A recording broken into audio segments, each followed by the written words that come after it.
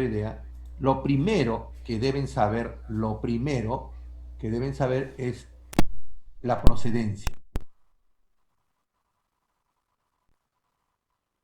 Deficiente ingesta de yodo o viene de una zona de suficiente ingesta de yodo.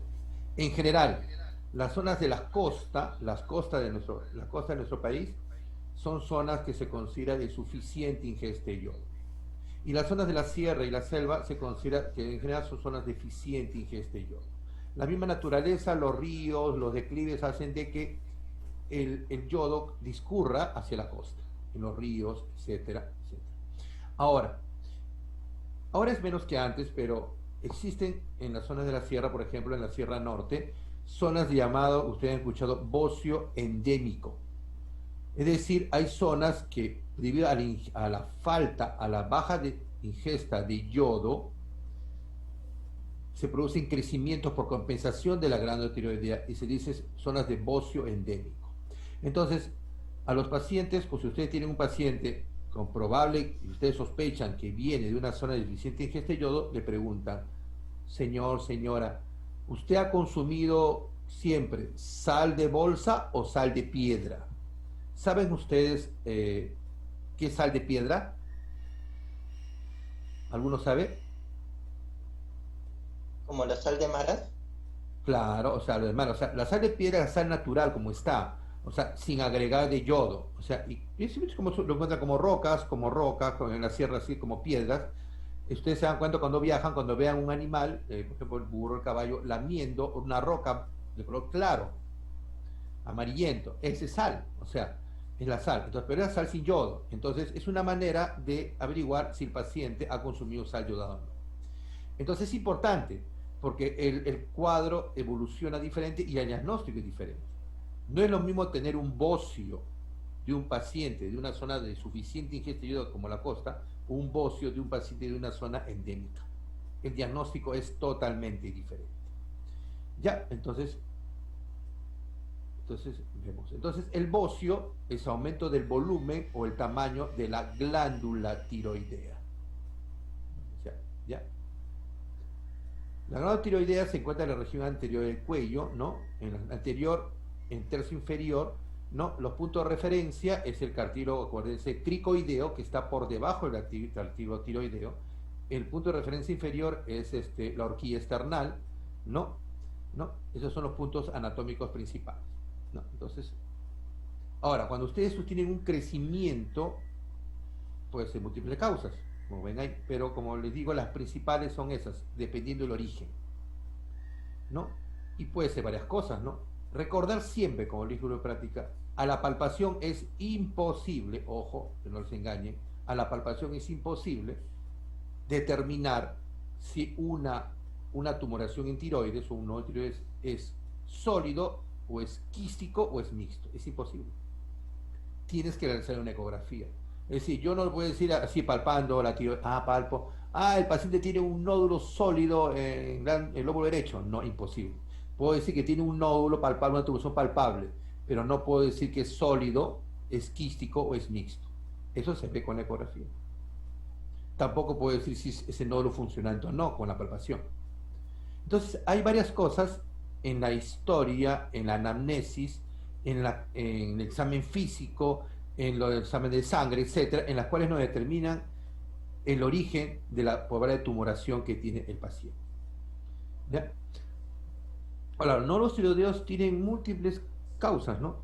Algo importante a nivel que están es la parte de anamnesis y la parte epidemiológica. Es bueno que sepan ustedes que en los primeros estudios que se hicieron de cadáveres que se morían por X razón, autopsias a cadáveres que se morían por X causa, atropellados, heridas de bala, etcétera, lo que sea, hicieron autopsia y analizaron la tiroides. Y encontraron que casi 50, Mortensen fue el autor, en el 50% de cadáveres encontraron nódulos tiroideos. Es decir, es algo frecuente. Eso quiere decir que en el 50% de la población estudiada en ese punto,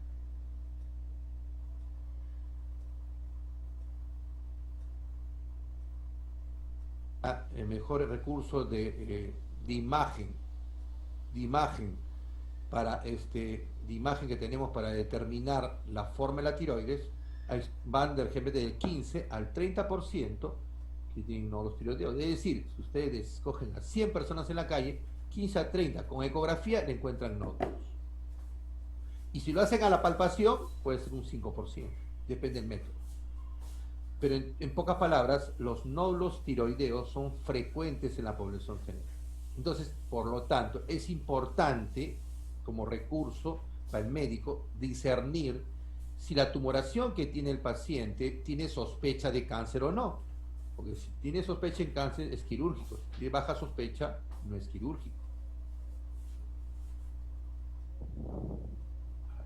¿Qué cosas nos sugieren a nosotros de que una tumoración determinada tiene mayor riesgo de ser cáncer o menor riesgo de ser cáncer?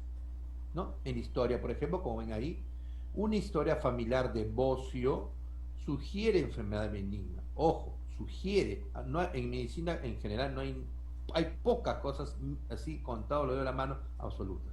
Más en este caso. O sea, una historia familiar de bocio sugiere enfermedad benigna. Así como vivir una área de bocio endémico. Lógico, en un área de bocio endémico hay una gran prevalencia de bocio. Una historia familiar de carcinoma medular o una historia de reciente crecimiento tiroideo, ronquera, disfagia, obstrucción, exposición a radiación ionizante sugieren fuertemente. Si el paciente tiene antecedentes familiares de cáncer tiroideo, sugiere. Si tiene signos de instalación rápida de ronquera, disfagia, obstrucción y con crecimiento de la tiroidea rápida, me sugieren que hay un cáncer. Características físicas asociados con bajo riesgo de cáncer, adulto mayor, sexo femenino, nódulos tiroideos de consistencia glandular y la presencia de bocio multinodular. Ojo, asociado, no quiere que sea absoluto. Tú puedes tener cáncer en bocio multinodular, tienes cáncer en mujeres, tienes cáncer en adultos mayores, pero están asociados a bajo riesgo, ¿correcto? Es decir, por ejemplo, tengo un hombre y una mujer, en los dos les palpo un nódulo igualito, las mismas características. El varón tiene mayor riesgo que ese sea cáncer que la mujer. Eso quiere decir. Alto riesgo de cáncer, que sean niños, ¿no? Adultos muy mayores y varones. Acá está mal este adulto mayor, por si acaso. Esto está mal. Adulto mayor no está asociado con bajo riesgo de cáncer. Los extremos de la vida está asociado con alto riesgo. Esto está mal. ¿Correcto? Ya. Esto no debe estar acá. En todo caso, el alto riesgo de cáncer acuático en tiroides son los extremos de la vida. Un nódulo en un niño o un nódulo en un adulto mayor. Y en varón da mayor riesgo.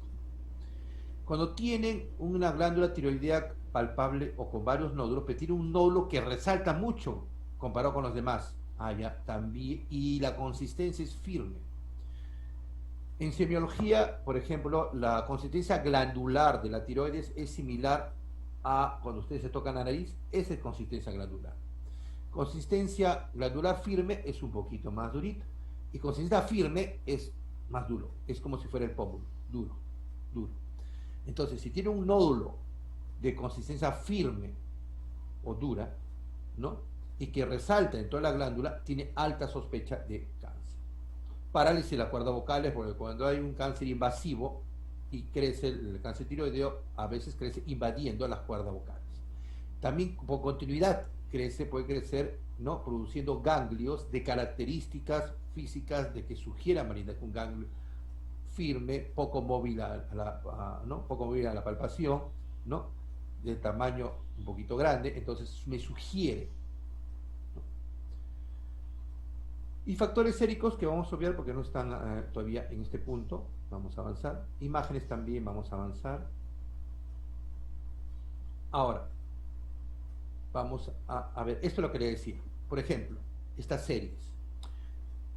Es muy diferente, como les decía, determinar la prevalencia de nódulos tiroideos según el método. Por ejemplo, alguien quiere hacer un trabajo de investigación y me dice, sí, yo quiero determinar la prevalencia de los nódulos tiroideos en Chiclayo, con una muestra. La primera pregunta que se le hace es ¿con qué método? ¿Con palpación? ¿Con ecografía? ¿O vas a hacer autopsia de los pacientes que se mueren por alguna razón? Porque es diferente. Voy a repetir, en autopsia hay series de hasta 50, porque ustedes ven, van por el 50%, es decir, la mitad de los pacientes que han hecho autopsiados tienen nódulos tiroideos. A la palpación, casi 5%, como les decía, y a la ecografía es muy variable, póngale 20 a 30%, depende de la población, ¿correcto? Entonces, dependiendo del método, es la prevalencia. Ya. En general, en la clínica, la mayoría de pacientes con nódulos tiroideos, ambos benignos o malignos, no tienen síntomas y la función tiroidea es normal en general. Un punto importante que en práctica se les dice es que la glándula tiroidea tiene dos lóbulos principales, lóbulo derecho, lóbulo izquierdo y uno que es el istmo. Son las tres partes principales. Recursos semiológicos clínicos. Recordad que el lóbulo derecho en el 95% de la población es más grande que el lóbulo izquierdo. Entonces, si hay un crecimiento difuso, van a ver que hay prominencia del lado derecho, porque es difuso, ¿no? Entonces, normalmente cuando un bocio es difuso, el lóbulo dominante es el derecho. Y esto es importante porque cuando ustedes se encuentren un bocio difuso, pero que ambos lóbulos sean iguales, o es más grande el izquierdo, para la oreja, este paciente es del 5% restante, o tiene algo en el lóbulo izquierdo. Y este recurso ayuda muy, personalmente me ayuda mucho en determinar sospecha que algo hay en el lóbulo izquierdo. Y generalmente se encuentra un nódulo en el lóbulo izquierdo, una tumoración que hace que el lóbulo izquierdo sea igual o más grande que el derecho. Porque en general, voy a repetir, que el lóbulo derecho en la mayoría de las personas, más del 95% de los casos, es más grande que el izquierdo. Entonces lo que decía, el cartílago tiroideo o manzana de Adán, por debajo está el cartílago cricoideo y por debajo del cricoideo se encuentra el istmo y subiendo un poco se encuentran los lóbulos tiroideos, el derecho y el izquierdo. Es importante saber de que están totalmente ricamente vascularizados y cuando hay un crecimiento de un bocio, pero asociado a hipertiroidismo, es decir, a incremento de la función, estos pequeños vasos tienen varias conexiones que apenas pasan sangre. Entonces, al crecer la funcionalidad, la cantidad de flujo, pueden esos shunts arteriovenosos crecer y forman los famosos shunts arteriovenosos de la glándula tiroidea, que en la clínica, a la palpación, se representa por el famoso tril, en una glándula hiperfuncionante. Tú lo tocas, escuchas como un ronroneo de gato. Es la representación clínica de la apertura de shunts arteriovenosos de la glándula tiroidea. Y si ponen el estetoscopio, pueden encontrar soplos, que es la representación clínica, la ocultación de esa apertura de esos shunts. ¿Ya? Entonces, simplemente es eso. Bueno, es la palabra griega que significa escudo por su forma de que parece un escudo. Entonces, el punto anatómico referencial que se mantiene generalmente en la mayoría de las razas es el cartílago cricoideo. Generalmente siempre la glándula tiroidea está por debajo del cartílago cricoideo. Y el borde inferior está por encima del manubrio esternal, u horquilla esternal. Pero hay un detalle. Hay unos casos en los cuales la glándula tiroidea crece, pero hacia abajo, hacia el mediastino, el famoso llamado bocio sumergido. En un caso lo encuentran. Ya, este sumergido ya no, ahí no serviría la palpación, ¿no? Porque como se mete por debajo del esternón, no se puede palpar. Y ahí sí, la ecografía no ayuda mucho, y ahí sí tendría que hacerse una radiografía o tomografía. Pero en general, el examen, si ustedes le preguntan, ¿cuál es el examen morfológico que es ideal para la glándula tiroidea o que más utilizado de mayor especificidad? Es la ecografía o ultrasonografía tiroidea, ¿no? No lo tiroideo. Entonces, características que pueden sugerir incremento de riesgo de malignidad, es decir, se van sumando cosas, no es que tenga usted un signo, no, si es malo, no, la suma de cosas me apunta a la clínica. Historia de irradiación al cuello y la cabeza. La glándula tiroidea es muy sensible a la radiación.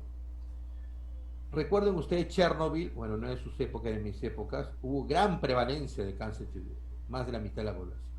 Más recientemente, en el tsunami de Japón, que hubo escape de yodo radioactivo, en Japón se ha incrementado el cáncer tiroideo terriblemente. O sea, o aquellos pacientes que te preguntan, sí, yo tuve un tumor en la cabeza, un craniofaringioma, etc., me pusieron radioterapia. Bueno, afectado, puede afectar el tiroides, es un factor de riesgo. Historia familiar de carcinoma tiroideo medular, neoplasia endocrina múltiple o carcinoma tiroideo papilar. Porque todos los tipos de cáncer tiroideo, especialmente el carcinoma medular y la neoplasia endocrina múltiple, tienen ciertos rasgos genéticos. Entonces puede haber la predisposición, ¿no?, de tener. Por ejemplo, el carcinoma medular hay casos que son esporádicos y hay casos que son familiares. Entonces, en la familia hay cáncer tiroideo, entonces un puntito más. Extremos de la vida, menor de 14 o mayor de 70 años, acá está más claro. O sea, muy jóvenes o muy mayores también son factores de riesgo. Es decir, tengo un nódulo en un adulto mayor o en un niño, tiene mayor riesgo que sea cáncer que sea un adulto en edad media. Sexo masculino, si tengo, como repito, entre una mujer, ambos con nódulos parecidos o similares, el que mayor riesgo de cáncer es el varón. Crecimiento rápido del nódulo. Tengo un paciente que está creciendo, el nódulo de mes a mes crece más, me apunta que puede ser un cáncer. Consistencia nodular dura o firme.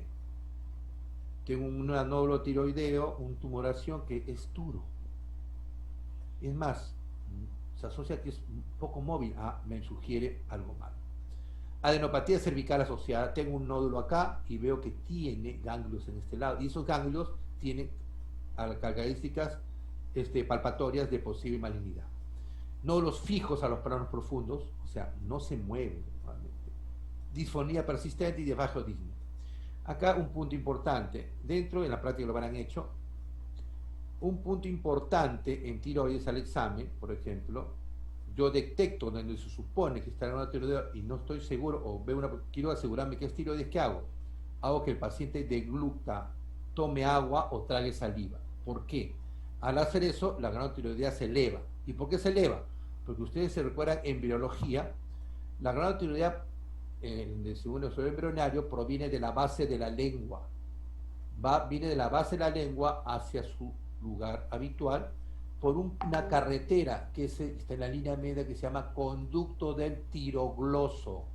Entonces, conducto del tirogloso. Entonces, es importante en la clínica porque a veces quedan restos, o afecciones en la línea media.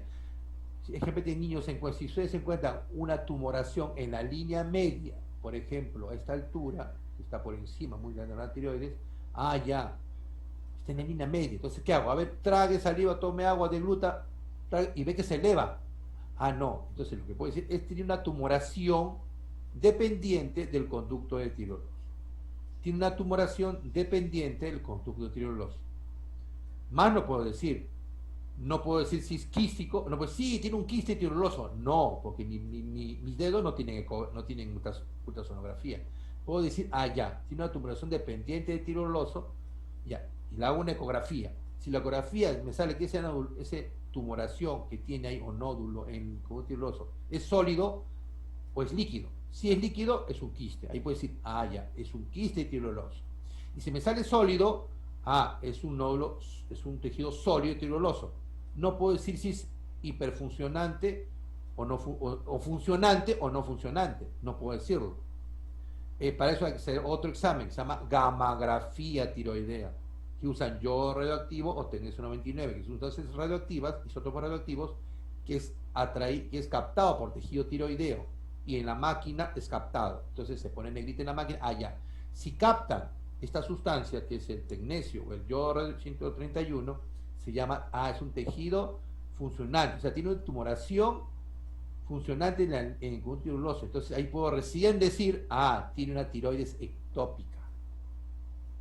Ectópica porque está fuera del lugar, y tiroides ectópica porque es tejido tiroideo, comprobado con la gammagrafía.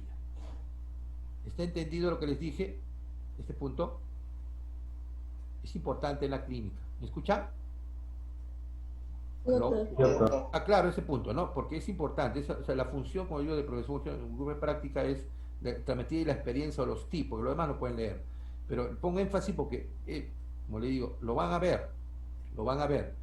Y cuando lo vean, como le digo, deben tener ideas claras. ¿Ya? En esto no lo que saber. Bueno, esto sí, características de benignidad, eso no corresponde al nivel de semiología. O sea, la ecografía es, como digo, ya ha sido estandarizado para evaluar la morfología de la tiroides. Ya tienen grados, qué signos ecográficos, su crimalinidad, etc. Es la mejor manera. No es la tomografía, no es la resonancia, nada, es la ecografía. Excepción si yo estoy sospechando de una tiroides sumergida, que ahí sí sería una tomografía porque está por debajo del esternón. Y la tomografía es excelente para la caja torácica. Quiste de tiroloso, bueno, ya se supone porque él hizo una ecografía, ¿no? Nodotiroideo, bocios, ¿no? Quiste de tiroloso infectado, en la línea media. Acá esta es una glándula submaxilar, es por la uno se da cuenta por la anatomía, no la parótida por la anatomía.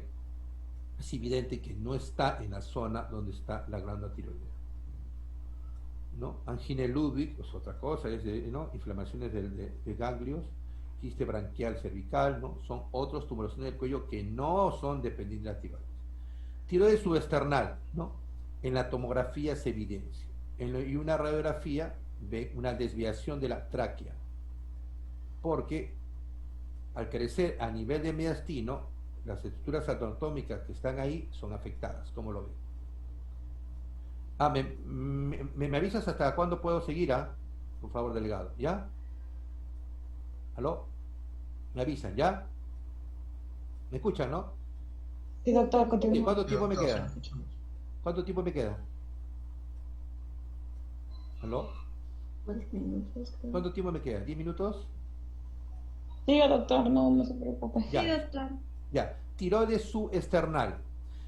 Es importante que tenga unos síntomas, a ver. Y deducirlo por donde está. Si está en mediastino, ¿qué hay en mediastino? Pasa la tráquea, pasa el esófago, ¿no? Entonces deducimos, ¿qué puede pasar? Tos frecuente, sensación de cuerpo extraño en la garganta, sensación de llenura del esófago superior cuando se traga, pan y carne especialmente. Lógico, porque como está presionando el esófago, ¿no? En cuestión de respiración no hay, porque como la tráquea es dura, ¿no? Pero el esófago no. Disminuye el diámetro del esófago. Se levanta una noche debido a que no puede respirar, incapacidad de acostarse o dormir y cuidado dorsal debido a los síntomas anteriores, ¿no? Radiografías, bueno, esto no es al nivel que están, se lo van a ver en clínica. Esta es la gamografía, para que tengan una idea, ¿no? Por ejemplo, cuando el tejido capta, se ve bien negrito, y cuando no capta, se ve blanquito. Ahora, este caso está bien oscurito, o sea, el tejido que está captando está hiperfuncionante, porque el yodo radioactivo, el teneso que es captado por la glándula tiroidea, sigue el camino, no el yodo, en caso del yodo, sigue el mismo camino que el yodo normal de dieta. Entonces, como está aumentada la producción del sistema enzimático, entonces se ve bien negrito. Y este nódulo es no funcionante. Y estos, realmente los nódulos no funcionantes tienen alta prevalencia de cáncer, casi un 15%. Al revés, en esta glándula no se ve la tiroides, solo se ve el nódulo. En este caso es un nódulo hiperfuncional. En este caso tiene baja prevalencia de cáncer, un menos del 5%. Entonces, dése cuenta que todo en tiroides se mueve en porcentajes. Esto es un bocio multinodular, un bocio multinodular tóxico, que dice funcionante o tóxico, tiene varios nódulos funcionantes. Y acá también. Ya. Bueno, esto, bueno, es bueno que lo sepan. En lo que se refiere a cáncer tiroideo, ¿no? La mayoría de ellos, el 75% es el cáncer papilar. Le sigue el folicular, le sigue el medular y el indiferenciado o anaplásico. Es importante, pero como mnemotécnica, en ese orden es la prevalencia. 75, o sea, mayor frecuente papilar, le sigue folicular, medular y el anaplásico indiferenciado. Pero si hablamos de agresividad, es al revés. Más agresivo es el anaplásico diferenciado, el menos agresivo el medular, mucho menos agresivo el folicular y mucho menos agresivo el papilar. En pocas palabras, un carcinoma indiferenciado o anaplásico te mata en meses. El carcinoma medular te mata en años. Y el carcinoma folicular te mata en lustros. Y el carcinoma papilar te mata, se puede decir, en décadas. ¿Ya? O sea, la diferencia en agresividad es inversamente a la prevalencia. Bueno, eso es bueno, ¿no? Ahora, esto, vamos a ver, bueno, esto sí tiene que haber algo con semiología. Generalmente me quedan 10 minutos, excelente, ya acá me avisó. Entonces vamos a ver algo importante. Vamos a ver importante.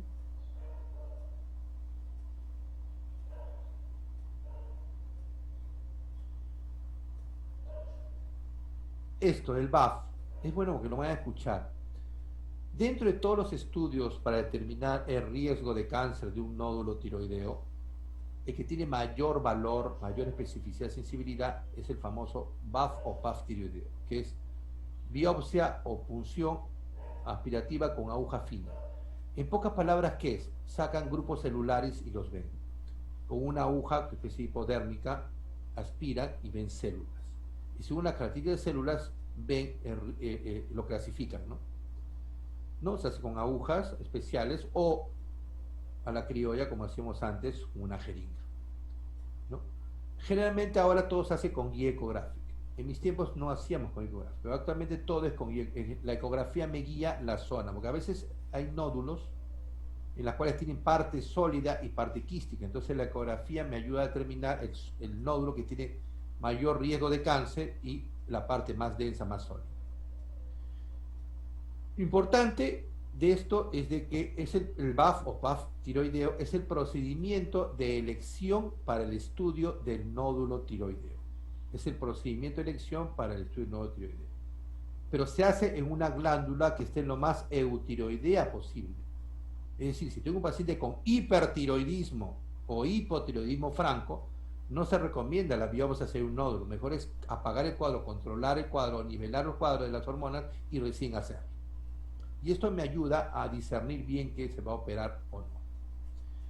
Ya, bueno, y otra cosa para que sepan es lo siguiente, porque es una costumbre que se tiene. Por ejemplo, cuando ustedes encuentran un bocio en un paciente, la mayoría de gente piensa, bocio lo asocia con hipertiroidismo. No es cierto. El bocio, si ustedes te imaginan, por eso es bonito trabajar con pizarra, el bocio, podemos hacer así, un fluxograma. Le hacemos la función tiroidea. La función tiroidea se hace con el TSH y T4 libre. En uno me sale hipertiroidismo, en otro me sale hipotiroidismo y en otro me sale normal. Es decir, si tengo un bocio, pero ojo, antes de esto recordar que era lo primero que hay que saber, de dónde viene. Imaginemos que el paciente viene de la costa, siempre consume sal yodada, de la costa es una zona suficiente en este yodo. Ya, un paciente con suficiente en este yodo con bocio difuso y que tenga hipertiroidismo, es la enfermedad de Graves base. Si tengo un paciente con bocio difuso con hipotiroidismo, es una tiroiditis crónica autoinmune de Hashimoto. Si tengo un bocio difuso eutiroideo, o sea, función tiroidea normal, es tiroiditis Hashimoto o hipotiroidismo o tiroiditis crónica autoinmune. ¿Vieron? Y por lo tanto, la causa más, si le pregunto, ¿cuál es la causa más frecuente de bocio en el mundo? La respuesta, ¿cuál sería? Caen fácil, ponen tiroiditis Hashimoto. No. La causa de bocio más frecuente en el mundo es la deficiencia de yodo. Ojo, porque hay zonas en el mundo, India, Asia, que tienen gran población de deficiencia de yodo más que acá. Y tienen gran... O sea, la primera causa de bocio y de hipotiroidismo en el mundo es la deficiencia de yodo. Pero si yo le pregunto, ¿cuál es la principal causa de bocio en las zonas de suficiente ingesta de yodo, es decir, en la costa? Sería la tiroiditis Hashimoto. Porque entre el hipotiroidismo y el hipertiroidismo más frecuente es el hipotiroidismo. Y le estoy diciendo que el bocio con hipotiroidismo o el bocio eutiroideo, ambos, la primera causa es tiroiditis Hashimoto. ¿Se dan cuenta? Hay que analizar las preguntas. Es muy importante esto porque es la principal confusión. Grábense. El bocio difuso siempre es predominio derecho. Segundo, el bocio difuso puede ir asociado ya sea con hiper, con hipo o función tiroidea normal. No hay una relación directamente proporcional, o sea, que sea estricta. El que tiene bocio tiene hiper. No es cierto. Les digo porque eso es lo que uno piensa. Bórrense eso de la mente. ¿Está claro? ¿Está claro? Ya, antes que acabe, ¿alguna pregunta sobre esto? ¿Aló? He tratado de darle lo preciso, los tips. ¿Ya? ¿Alguna pregunta? En la clase próxima que tengamos, de esto apunten a las preguntas que puedan tener. Ahora, si quieren la clase, les puedo dar, me mandan a mi correo y yo le mando al delegado y él lo reparte. ¿Está bien? ¿Aló? Sí, doctor, gracias. Entonces, apunta mi correo. A ver, mi correo, endo, ENDO, RLB chica, endo, RLB, que son las iniciales de mi nombre, RLB, @hotmail.com. @hotmail.com. ¿Está bien?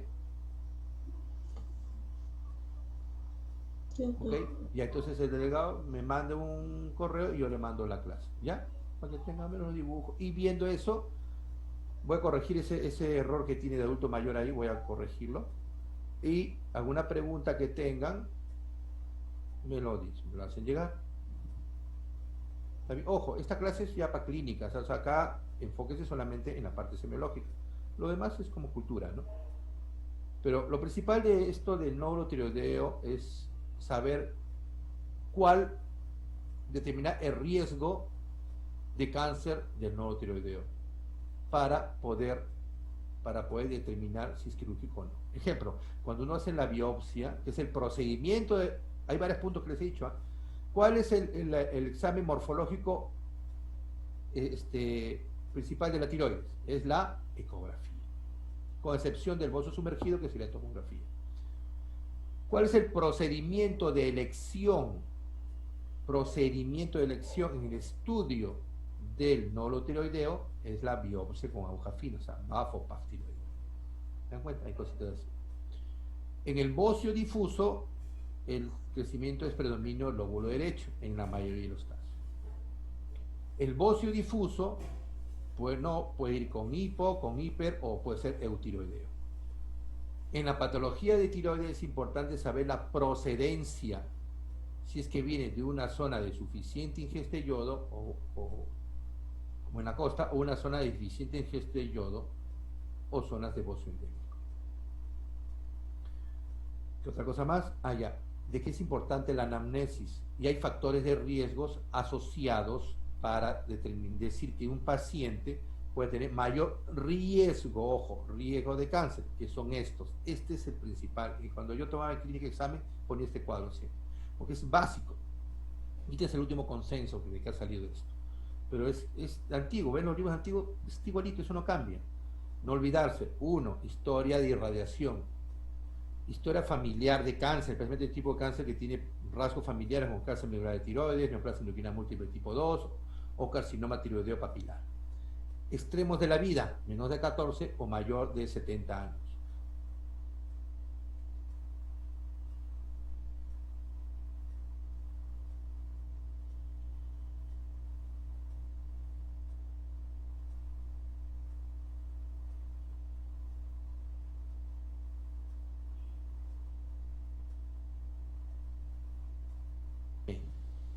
Y sobre todo fijo a planos profundos.